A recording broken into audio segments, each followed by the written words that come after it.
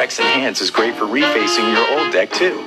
Get your hands on the good stuff and get going at the Home Depot.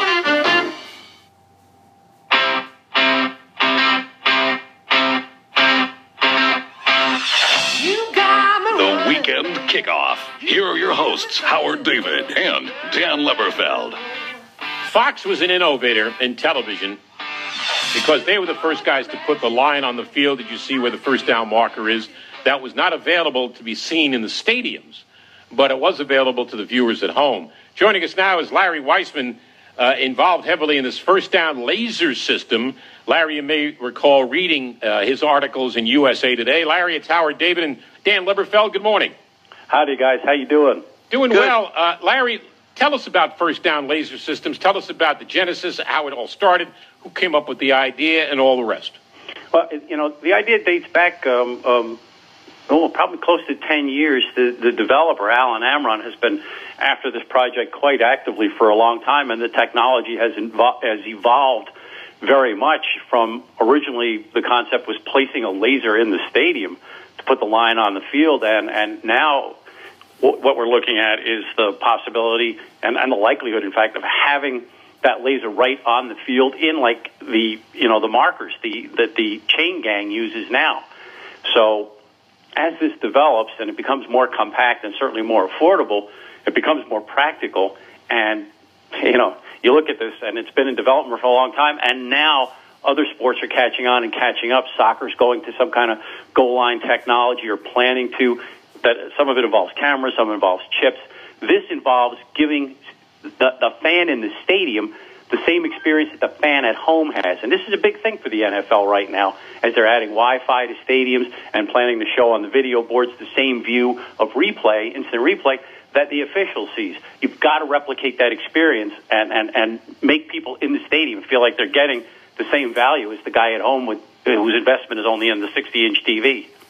Larry, aside from improving the fan experience viewing in the stadium, what are the possibilities of the NFL using this to assist officials and helping them make the right call on whether the ball advanced past the first down line? Well, you would think that it would help, and that it would also expedite the process. You watch now, and somebody has to signal for the chains to come out, and they have to bring them out, mark the spot, then stretch the chains, and then you get the drama of somebody showing you that it's 2 inches short, which everybody at home basically knew from having seen the yellow line on television.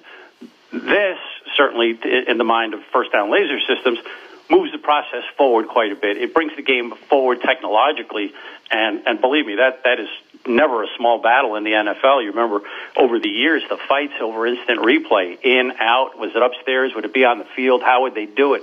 Because they want to make sure the game is handled properly, and they want to make sure that technology doesn't overwhelm or become a game of its own. So I think this is something that can happen in the future. Obviously, you have to address it and look at the advantage that it would give the officials, what other possibilities there might be that it could interfere with their judgment. I don't think that anything like that could happen, but if they do see a line on the field, maybe they'd be inclined to place the ball in the wrong spot. I don't know that. But I think it would be a serious tool for the officials to use that would eliminate some of the judgment issues, and I think would help players and coaches, because a guy turning to run and turn upfield looking for the first down marker doesn't have to look to the sidelines or some invisible stripe. You just look for the green line.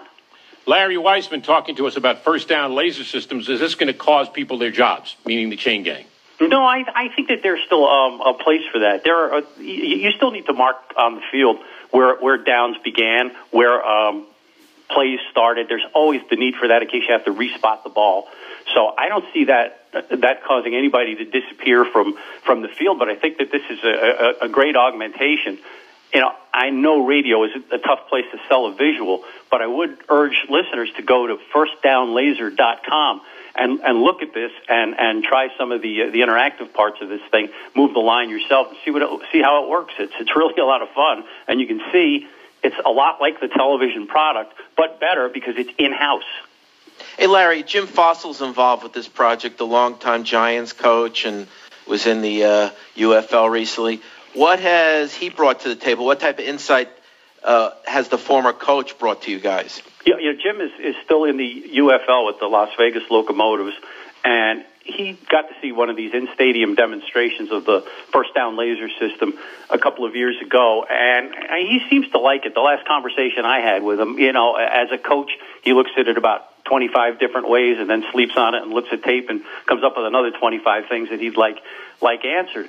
But I think in the main, he can see where it might help with safety. You might not get players in awkward positions stretching or reaching for a first down if they know exactly where they want to be. And it's an enhancement. It's something that you can tell your crowd that we have, and you can also sell sponsorships, which is big for everybody. We're getting to the root now, are we? Well, as I've said, the NFL is certainly about great competition and putting on tremendous sporting events, but it's also, in the TV aspect, about time and money. You've got to make sure these games fit in those windows. And, last year they were having quite a run over in the Monday night games early in the year. I don't think games really wound up much longer, but as they become a passing league, the clock becomes a factor. The games do tend to run longer.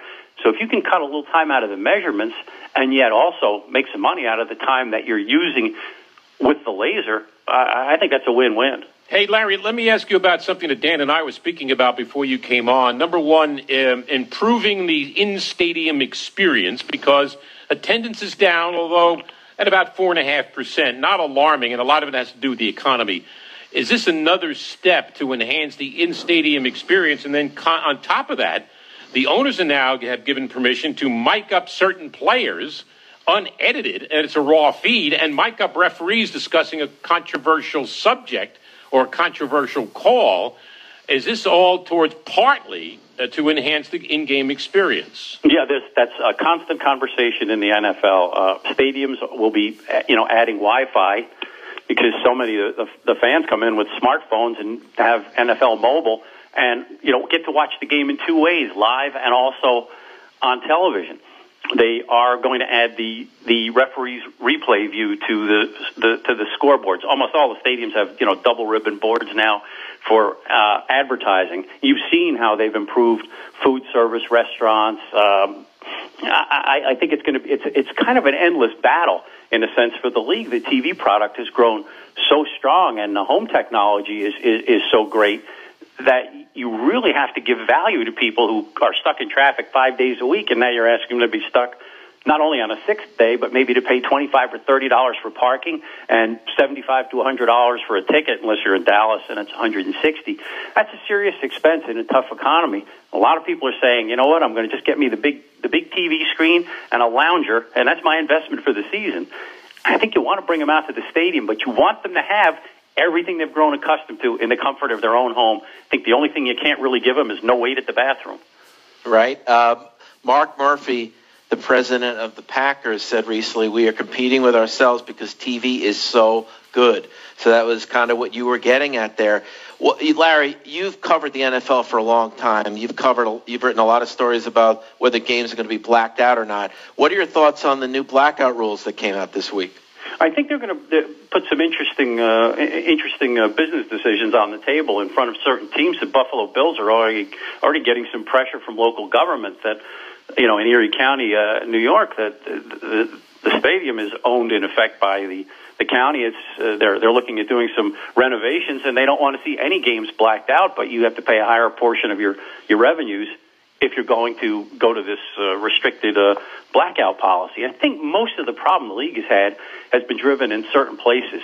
Tampa Bay has had a couple of really rough years. Oakland's had some tough times, and I think if you can eliminate most of those, you're going to be in pretty good shape. But yes, they don't want open seats, and yet one good way of keeping the governments and Congress off your back about your antitrust exemption is to limit the application of the blackout rule. You do want to sell your tickets.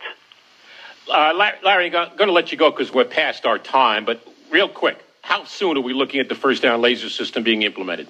I would hope it would be not too far down the road, maybe a couple of years. Like how many years? A couple of years? I would think it could be within 3 years. You just need some testing and the will to make the improvement. Yeah, appreciate it, Larry. Thanks again. Thanks, guys. Thanks, Larry. Larry Weisman, first down laser system. That'd be an interesting proposition. We'll take your phone calls at 877-NFL-KICK. Drew Brees got an interesting situation developing until the 16th of July. I'll explain on Sirius XM NFL Radio. All NFL, all the time. Only on Sirius XM NFL